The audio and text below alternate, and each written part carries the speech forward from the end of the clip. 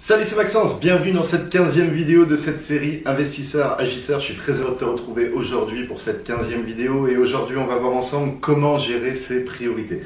Alors tout d'abord, l'objectif de gérer ses priorités, pourquoi est-ce qu'il faut savoir les gérer? Tout simplement que si tu veux avoir des résultats dans l'immobilier et dans la vie, il faut savoir gérer ses priorités. Parce que si tu te focuses sur des choses qui ne sont pas tes priorités, tu n'auras pas forcément de résultats et du coup c'est pas forcément l'objet de cette chaîne YouTube. Cette chaîne YouTube est là pour te donner un maximum d'informations, un maximum d'exercices, de stratégies à mettre en place pour avoir des résultats dans l'immobilier et du coup ça va passer par des priorités. Donc il y a beaucoup de personnes qui me demandent comment est-ce que je fais pour gérer 3 entreprises, plus là je suis en train d'en créer une 4e autre. Voilà, quelles sont les actions que je mets en place pour pouvoir gérer ces entreprises et qu'elles se portent plutôt bien. Donc c'est surtout que je gère mes priorités et j'essaie de me focus vraiment sur la gestion des priorités, gérer ce qui est vraiment important et laisser tomber ou mettre de côté ce qui est beaucoup moins important. Donc je pense que ça c'est une des clés du succès d'un investisseur ou d'une personne dans la vie, c'est de savoir gérer ses priorités. Donc ce que je vais faire, c'est comme d'habitude, on va faire un petit exercice à mettre en place. Donc ce qu'on va commencer à faire, c'est de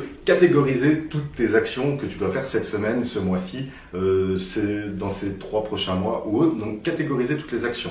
Pour ça, on va faire en 3 parties. La première partie, ça va être les actions qui sont importantes. La deuxième partie, ça va être les actions qui sont pas très importantes. Et la troisième partie, ça va être les actions qui sont pas importante du tout. Donc comme tu l'as compris, ce qu'on va faire, ça va être de mettre en place, de faire en priorité toutes les actions qui sont importantes. Et si te reste du temps cette semaine ou ce mois-ci en fonction de comment tu gères tes priorités, bah, tu feras celles qui sont pas très importantes. Et si tu as du temps pour faire les autres, tu feras celles qui sont pas très importantes.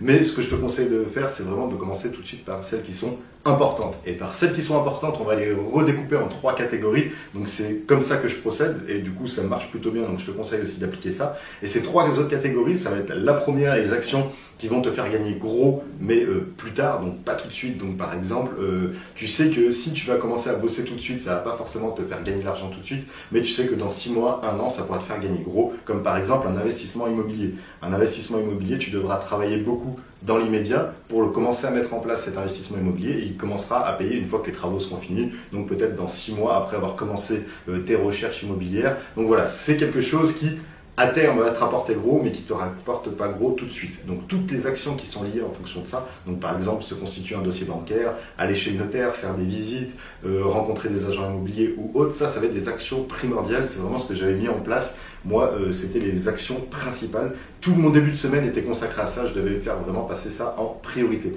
Deuxième action, ça va être une action qui est importante, mais qui te rapporte un petit peu sur le court terme, donc actuellement, mais pas forcément beaucoup plus sur le long terme.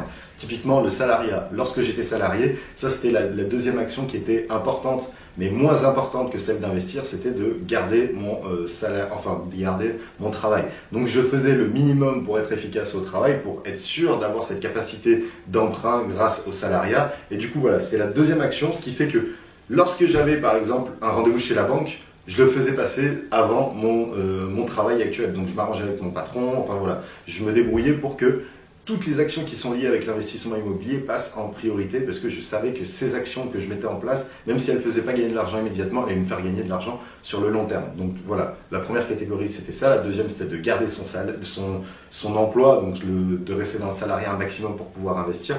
Et troisième catégorie, ça va être les actions qui sont importantes mais qui vont rien te rapporter. Comme par exemple, moi je catégorise ça sur toutes les démarches à faire, sur toutes les choses du quotidien, donc par exemple, je sais pas, aller faire des courses ou autre, ça je vais essayer de les faire le moins possible, donc par exemple de déléguer, par exemple tu peux très bien commander sur le Drive ou commander en livraison à domicile, maintenant c'est ce que je fais, ça m'évite de perdre du temps, aller en magasin pour aller faire mes courses, ou voilà, déléguer un maximum de choses qui ne va pas te faire gagner beaucoup d'argent et qui va te faire perdre du temps. Donc ça c'est des choses qui sont importantes à faire, parce que du coup il faut quand même que tu manges par exemple si c'est pour tes courses, mais c'est pas quelque chose qui va te faire gagner de l'argent, donc moi ce que je te conseille de faire c'est de déléguer au plus vite ces tâches qui vont te faire perdre du temps. Et une fois que dans ta période donnée, donc ta semaine, ton mois, tu as fait toutes ces tâches, tu peux commencer à repartir sur la deuxième catégorie qui était les choses pas très importantes à mettre en place. Donc voilà, et pareil, à les redécouper, pourquoi pas en sous-catégories, c'est ce qui te permettra d'être beaucoup plus efficace.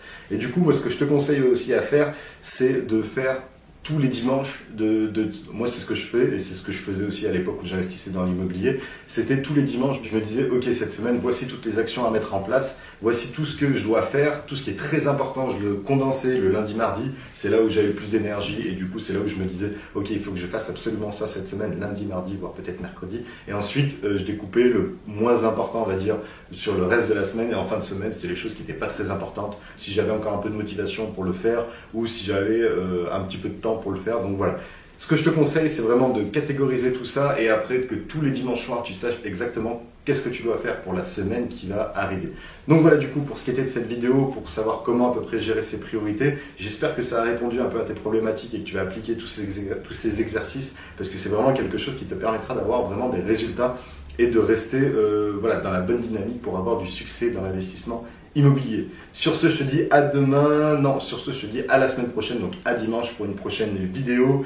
Et dimanche commencera une petite série dans la série Investisseur Agisseur qui est un jour, une clé de réussite de l'investisseur immobilier. Donc chaque jour, on abordera une clé en détail pour devenir un investisseur immobilier à succès. Sur ce, je te dis à très bientôt pour la prochaine vidéo. Ciao!